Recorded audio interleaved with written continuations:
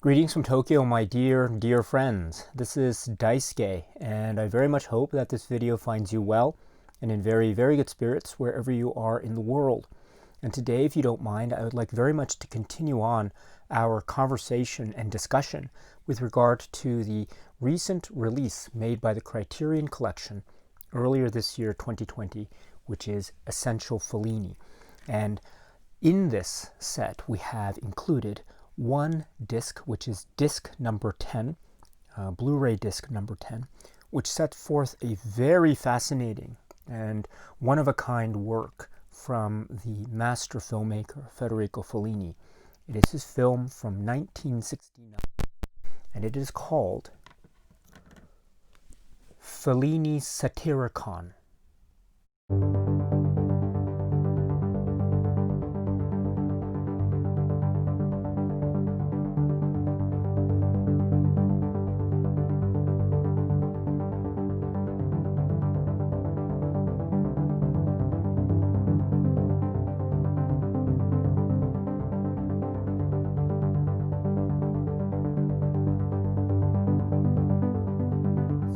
From 1969 from Federico Fellini, with the story credited to Fellini and Zapponi, and the director of photography Giuseppe Rotunno.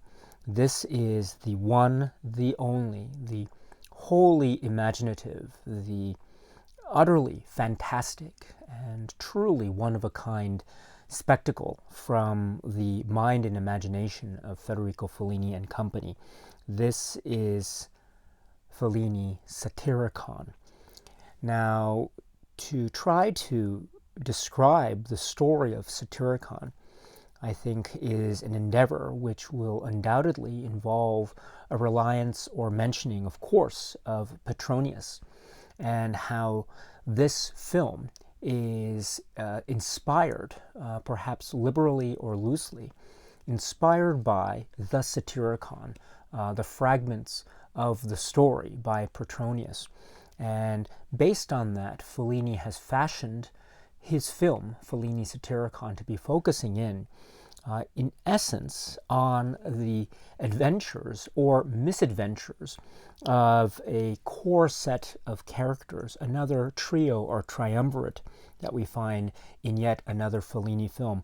This trio or triumvirate this time consists of Encolpius, Achilles, and Giton or Gitone, and in particular the former two, Encolpius and Achilles. We follow their exploits and their goings-on throughout this landscape of ancient times during the era of Nero. And through this exploration and episodic structure of the following of the adventures of, or misadventures of this trio, we get many episodes in which one or more of the trio are involved. For example, we get the episode involving scenes in an ancient type of brothel, and also we see the city landscapes portrayed in terms of art and also decadence. We also see the famous scenes involving Trimalchio and Fortunata, and the feast and spectacle and the dance and poetry that is involved. We also see the voyage involving Lycas, and also how that leads to what we understand happens to the young emperor, and the results of what happens to the young emperor, and how this in turn relates to an episode involving slave labor and the freeing of slaves at the cost of the lives of a certain representation of the ownership class.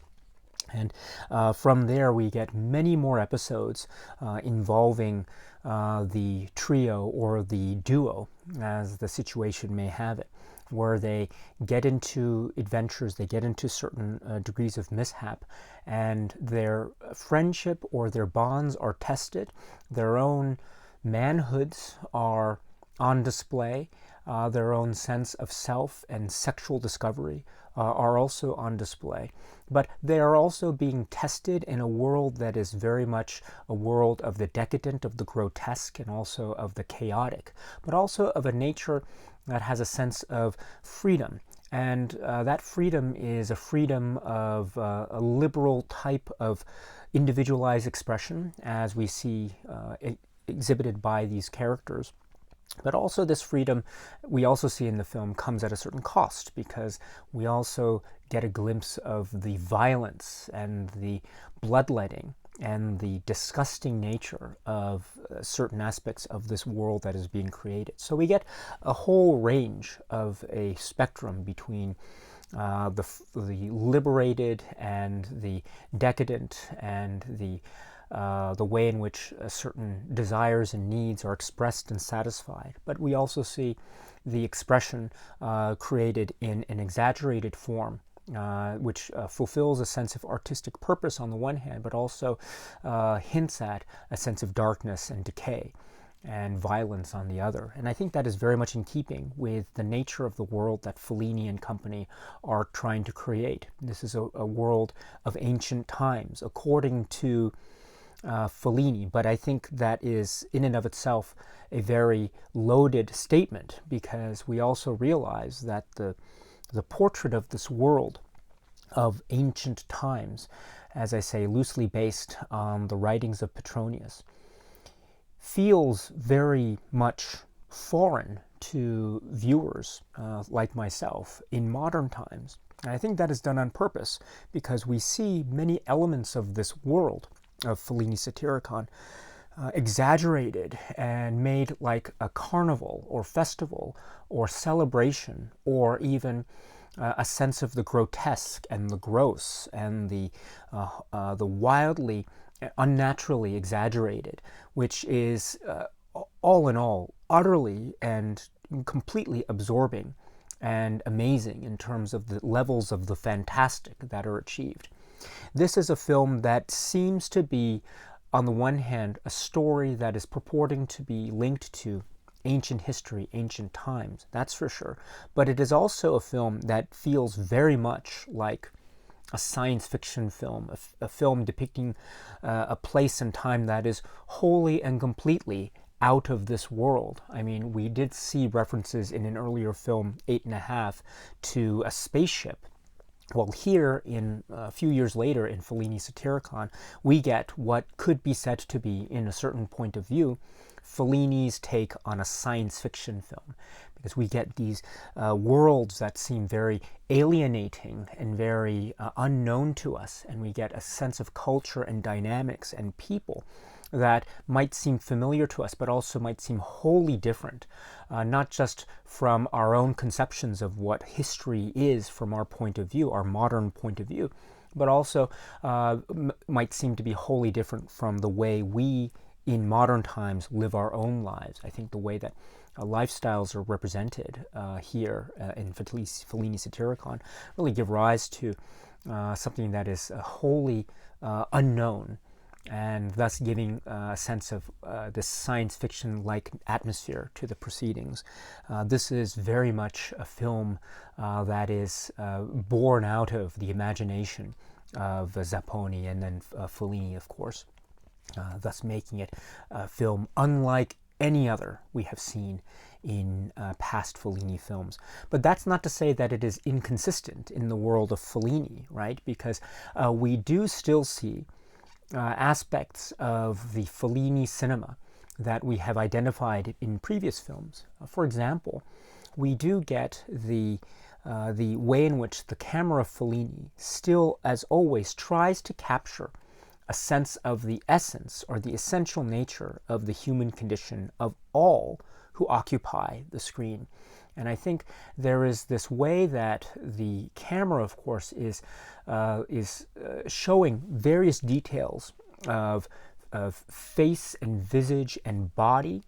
There's much to do with the carnal delights and also the physical aspects of desire and need, and the need to express those feelings out in the open. So in that expression we get the details about the human body and various caricatures that populate the scenery that is Fellini's landscape of Fellini Satyricon, which might seem to be, on the one hand, a portrayal of the grotesque, but it is also a very intimate portrayal, and it is one that I think gives a certain sense of dignity to the various details of the way that people are living and the way that people are.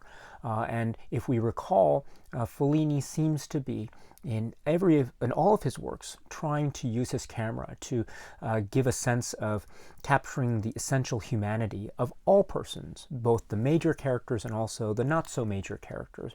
Again, going back all the way to something like, say, La Strada. Everything in this universe, even something as seemingly insignificant as a pebble, has significance. And I think that is certainly true in terms of Fellini's camera vis-a-vis all of the people that populate this utterly one-of-a-kind world. That is the landscape of Fellini Satyricon. So that is something that I think is very consistent.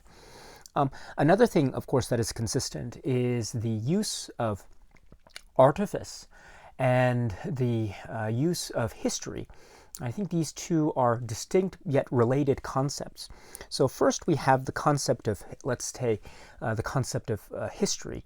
This is, after all, said to be based on Petronius as well as other texts. And some of the supplements that we will find later, I think, attest to this fact very acutely and very significantly.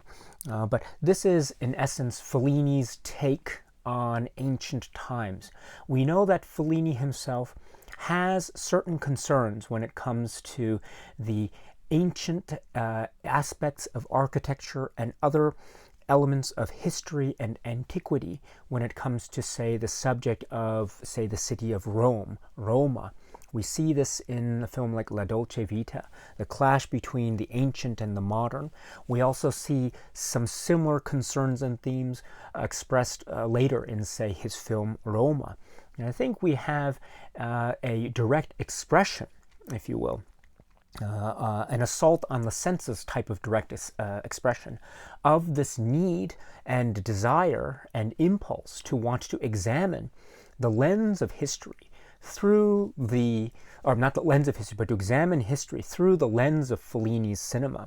And what we get is something that is, I think, suggesting that history is almost an unattainable thing if we are trying to conceive it in quote-unquote real or modernist terms. In other words, we as people who live in the modern times really have no way of knowing what things really could have been like, because we have never lived there. We have no way of living there. We must rely on historical text. We must rely on academic study. We must rely on archaeological findings in order to piece together certain conclusions about the past that still are very much elusive and very much filled with mystery. And I think the way that Fellini is approaching the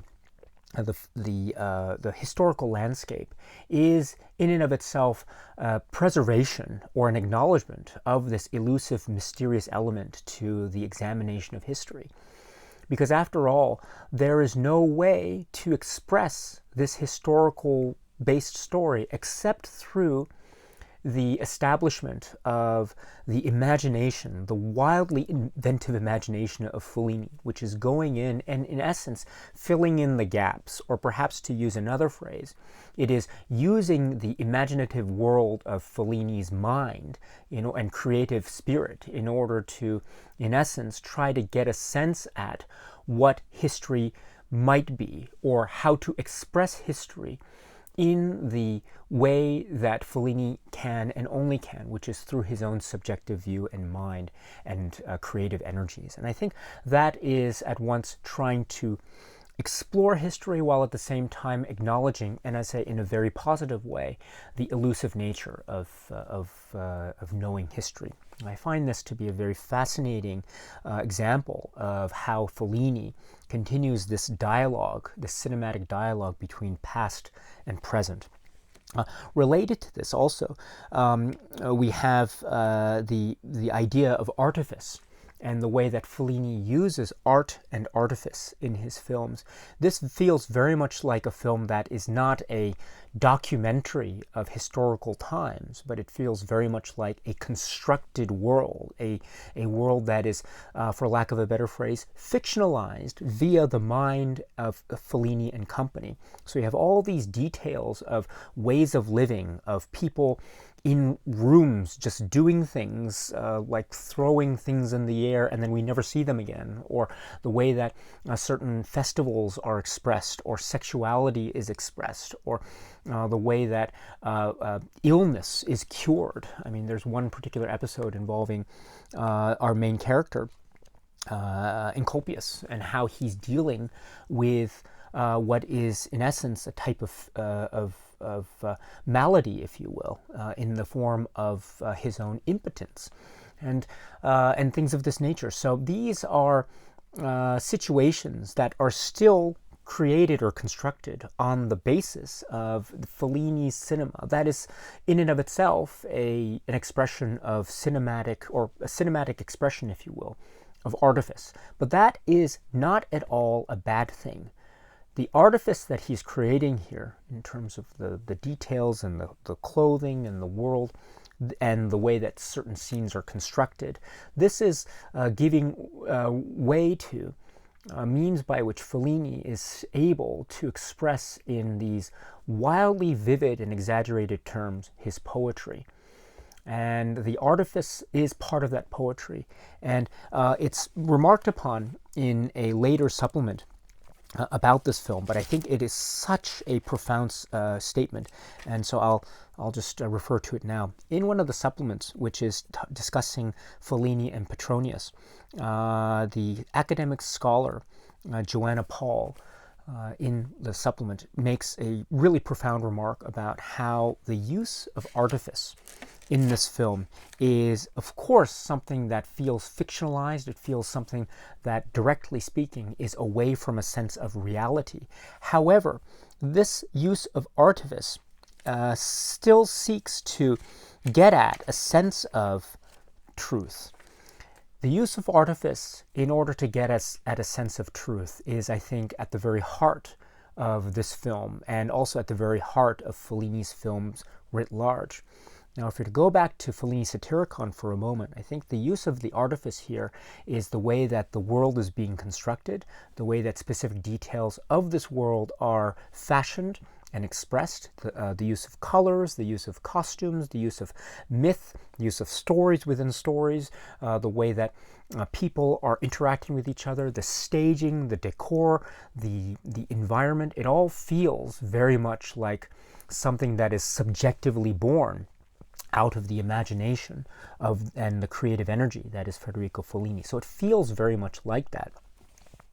But it is also being used to express a sense of the chaotic, the wild, the uncontrollable, and also the energetic and free-spirited, liberated energy that is on full force and display by many of the characters concerned. And I think that has an emotional and spiritual effect and consequence on a lot of the characters, and in particular when we talk about the triumvirate of main characters, Encolpius, Schultes, and Giton or Gittoni, but specifically Encolpius and Schultes. And when we see their relationship as it progresses from episode to episode to episode, I think we can really get a sense of how these things in this world seem to be either external forces that are affecting them spiritually and morally, or these things that are out in the subjective open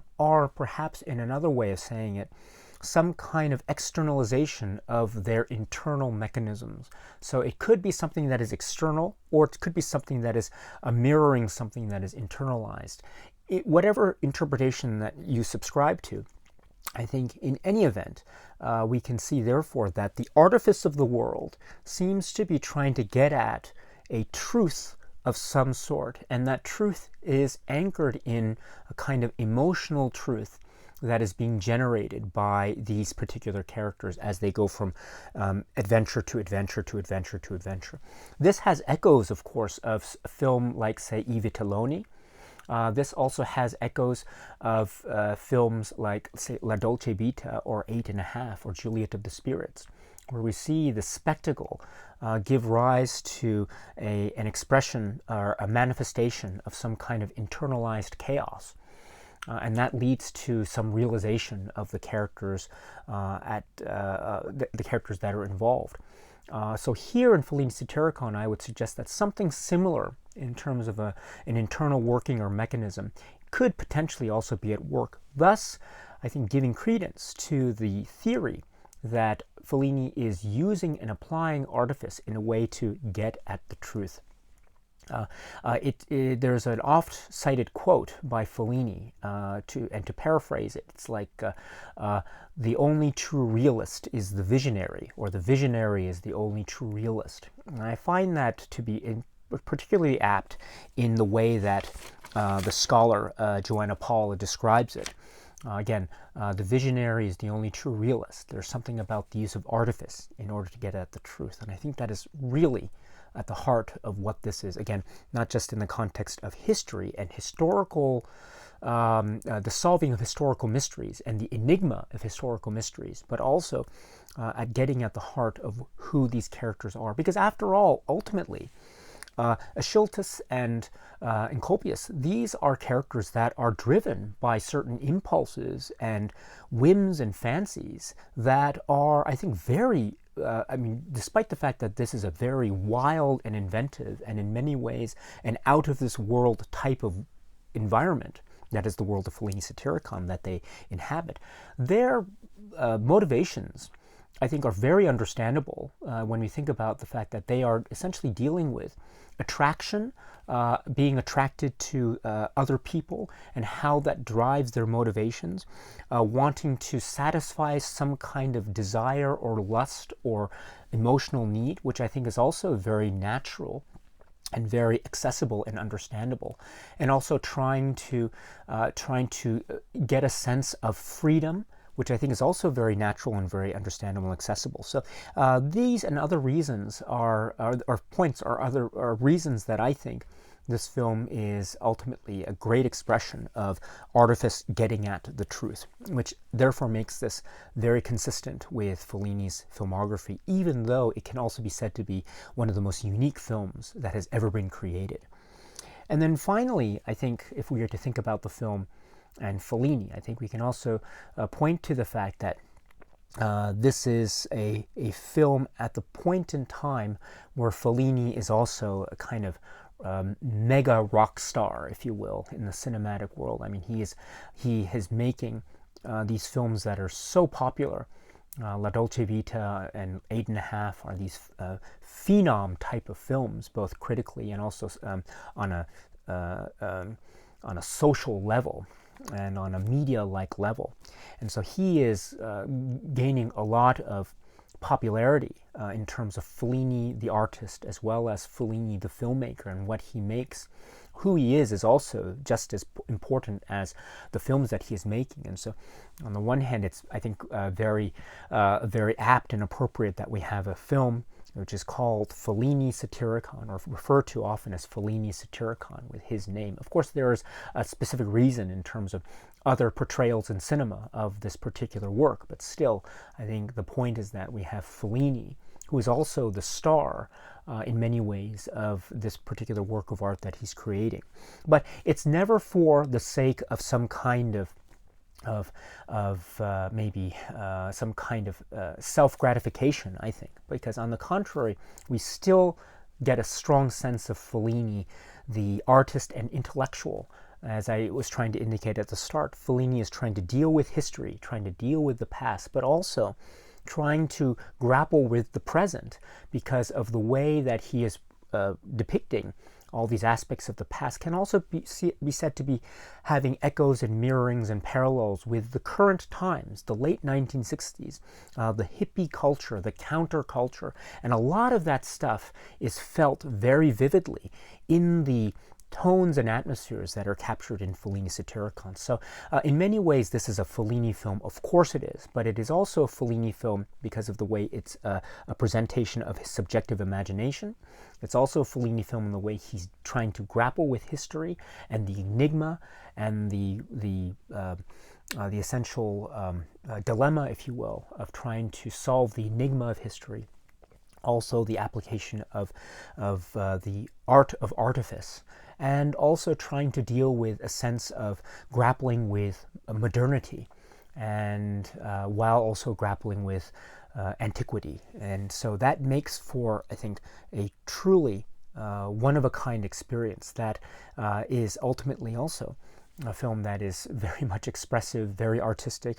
There are some set pieces that you see it to believe it type of spectacle.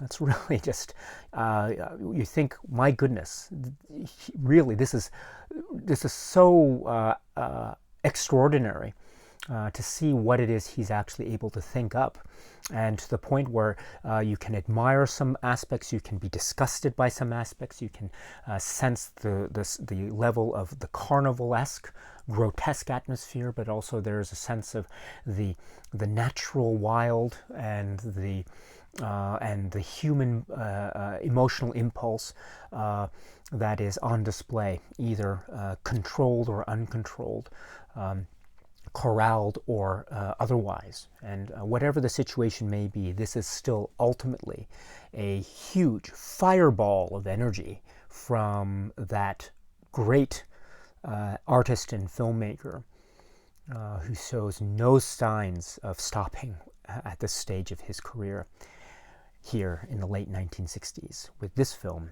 Fellini Satyricon.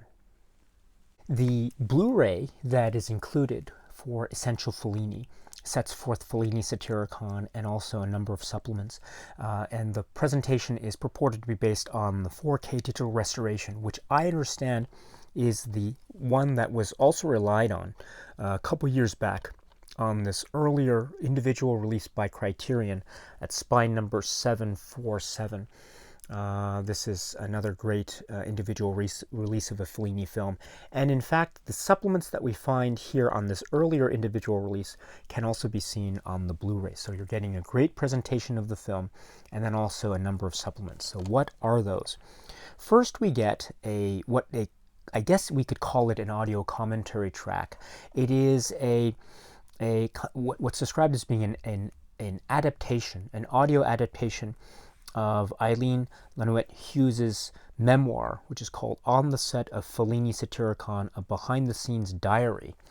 So what this is a kind of reading of particular passages of this diary, and it's timed to or aligned with the particular scenes as they appear on the film. So whenever we see a scene, it sometimes will be accompanied by maybe a kind of diary entry, and that diary entry will then describe the various behind-the-scenes details of the actors of the scene. There might have been some difficulties in trying to get certain details of the scene progressed, and how Fellini and company were trying to solve certain issues, etc. So these are very much, this is a commentary track that is setting forth the behind-the-scenes stuff, which I think is very apropos and very informative.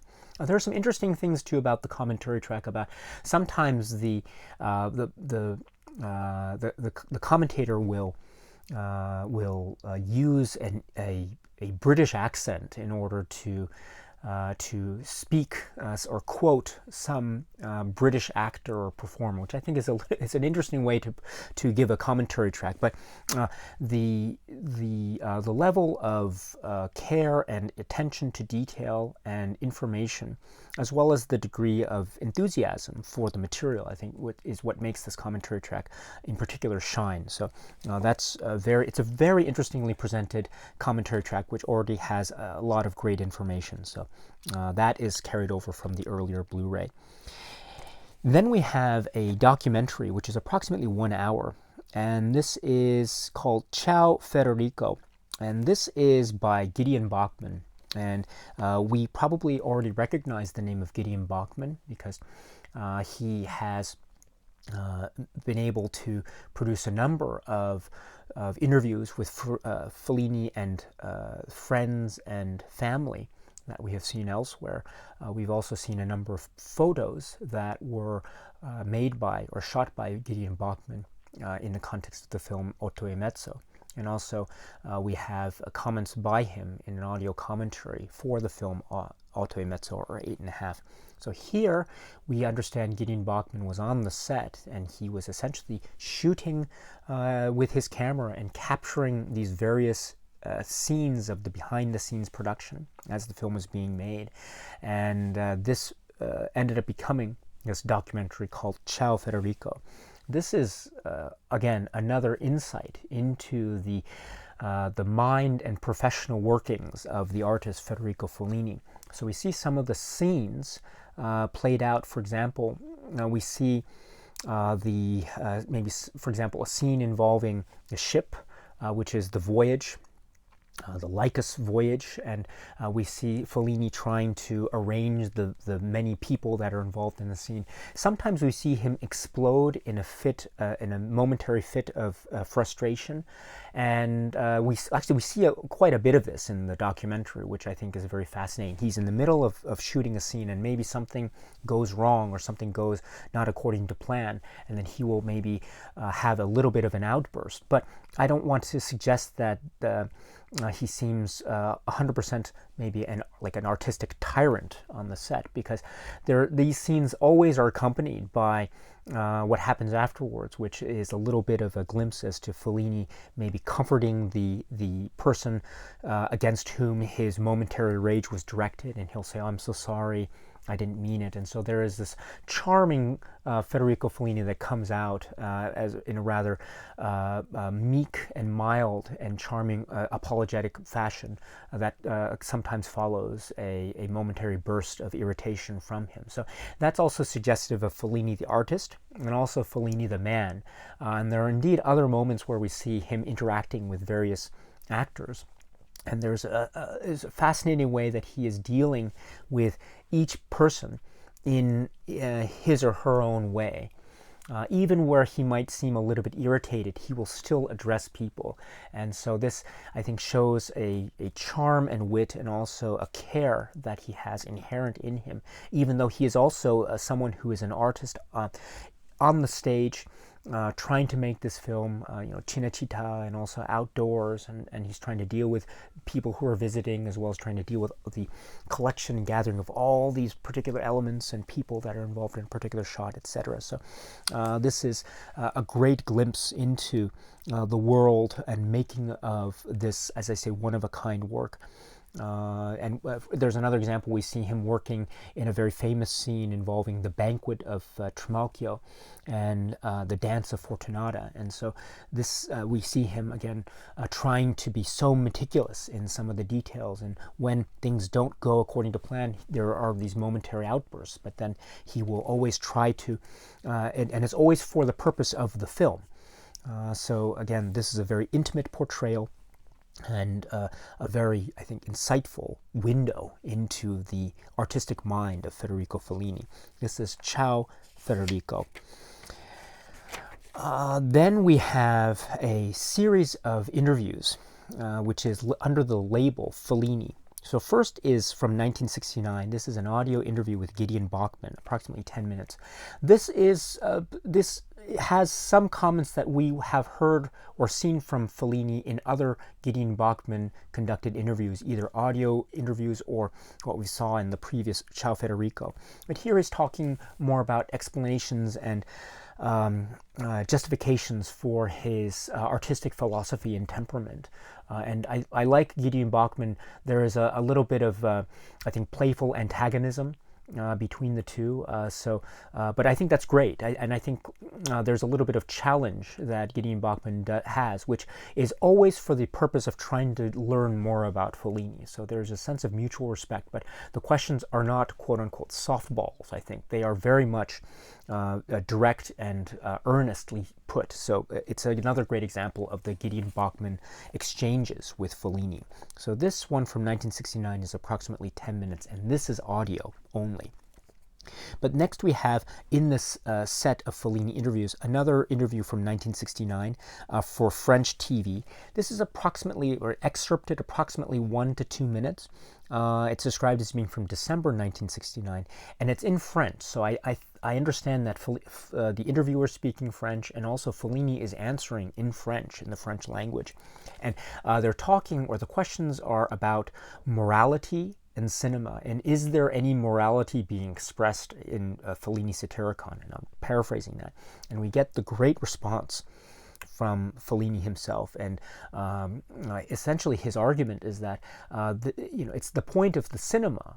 The point of his cinema is not to try to express some kind of morality, but the point of his cinema is trying to express what it is that is.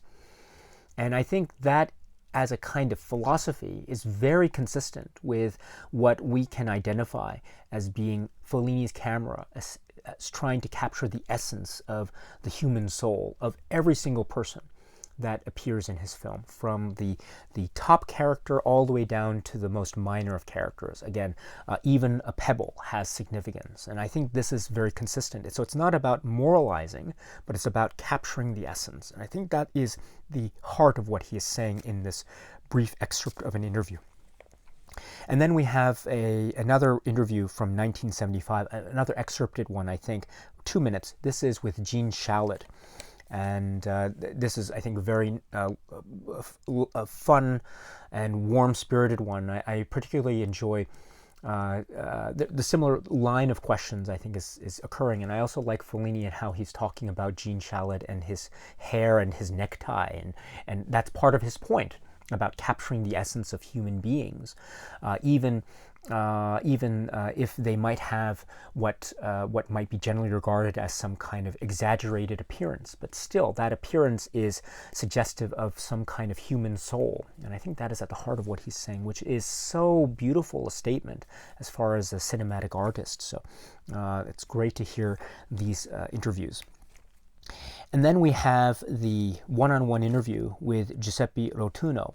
And Rotunno is, of course, the director of photography, and his collaboration with Fellini during this period of Fellini's career is one of the most important artistic collaborations that make up this phase of Fellini's filmography. So Rotunno talks about his associations with Fellini in terms of Toby Dammit, and also in terms of the journey of G. Mastorna, and also this film, Satyricon, Fellini Satyricon. And so there is this way in which he is talking about the closeness of their professional relationship, and how he really worked hard to solve all the problems that were posed during production.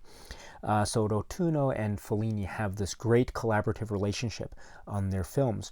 And but that's not all, because he also speaks about Fellini Satyricon, and he's talking about the level of difficulty of the demands of certain shots and composition of shots, and the demands also based on the schedule as well. And he also talks about the nature of artifice, which is something I was trying to refer to before. And this is so interesting too, because Rotunno remarks about how Fellini seems to really want it to have a sense of artifice. And in fact, he would react whenever a shot seemed too, quote-unquote, real. Fellini was instead trying to grasp at the artifice on purpose.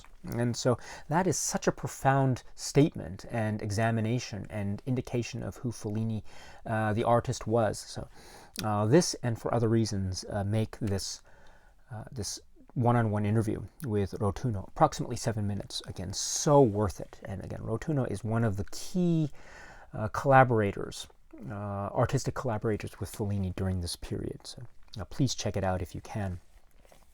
And then we have, I mentioned it before, this supplement, which is referring to Fellini and Petronius. And this features Joanna Paul and Luca Canale. And Canale is an expert in Petronius and also served as a consultant on the film. And Joanna Paul is a classicist scholar and expert in ancient history, and also in the Fellini film, Fellini Satyricon. And it was in fact her comment that I was referring to earlier about how Fellini seems to be using artifice of style and artifice of the approach of history in order to try to get at the truth of the matter. I find this to be a very profound thesis that I believe 100%. So this is a great series of interviews between the two figures here. They talk about Petronius and who he was in Nero's court and his depiction of what happened to him. Tacitus' depiction of what happened to him, and also what the Satyricon was and what its state of existence even now, and what that says about how Fellini tried to, in essence, try to adapt what it was that is currently existing, which we understand is not the complete form, but rather excerpts or fragments of certain books or chapters that are existing, and which suggests that perhaps there was much more that does not exist of the story, the Satyricon. There's also some talk about what the word Satyricon means, the idea of the satyr, but also satire. I find this to be a very appropriate discussion, especially when we think about the content and thematic quality of Fellini's Satyricon. There is the idea of the story itself seemingly a depiction that has light-hearted comic tones, but also has this detached view of Rome and the society. And also there is this, as I was referring to earlier, this sense of fragmentation and incompleteness. We don't have the entire complete text that is surviving as a historical document or record. But I think this fragmentation, according to Canali and Paul, I think serve Fellini's art so perfectly, because the fragmentation is also part of Fellini's presentation. He preserves the fragmentation, as Paul would assert here, which is also, I think, a way of alienation and disassociation. And I think that is also supported by the fact, as Paul suggests, that we have dubbing, the very, I think, conventional. The conventional convention, or the convention of dubbing dialogue in post-production because of, say, the noise that was caused by the camera, and also the various people from all parts of the world speaking different languages, but then they would be dubbed in the post-production process. Well, this dubbing aspect, according to Paul, also has this further alienating effect. And Canali also confirms that one of the initial conceptions of the film was to have it in the language of Latin, which I think is suggestive, or Paul also argues that this is also suggestive of the fact that language seems to be used by Fellini and company here also as a means of further alienating the audience from the subject matter, that is the world of Fellini's Satyricon, thus giving further fuel to the interpretation that this world is meant to be an artificial, strange one that is in many ways something that, at least on a surface level, seems to be a wholly foreign and perhaps alien planet world, like a science fiction entertainment from Fellini. And I think that's on purpose. And that is suggestive of the fact that maybe this is parallel or mirroring the way that Fellini is trying to grapple with the dilemma of the enigma of history and not knowing exactly what happened in the past, because we have no way of knowing. We only know because of historical record. We have never lived there. We have never lived and breathed the place.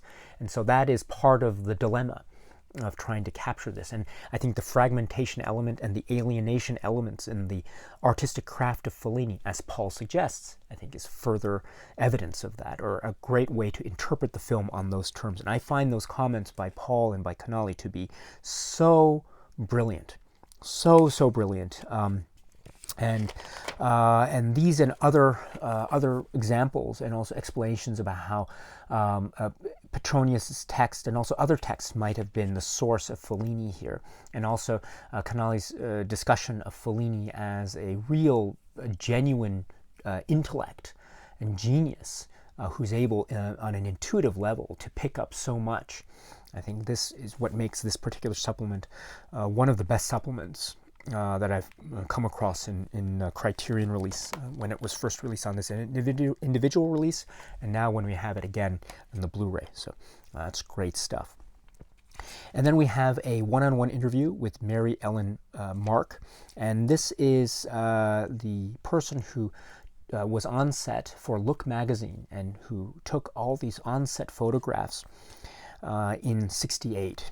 And so she went to Cinecittà, and she was shooting the various actors there and Fellini and the artists. And so we get a little bit of her background as well as working on the set and working with Fellini. And there's some real iconic shots of that she took of Fellini in action, as it were, that I think are really fascinating. There's one shot in particular that she remarks upon where we see Fellini in the midst of giving maybe a command or a direction somewhere, and we see his body elongated in this interesting, almost comic strip, cartoon-like way, which I think is a physical expression of the type of artistic malleability that he seems to be expressing, especially in a film like Fellini Satyricon. So that's a really fascinating anecdote and detail. So this is another one that's worth checking out.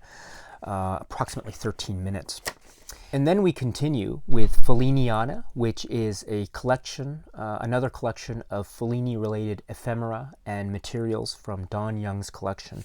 And here we have posters and magazines and programs and etc.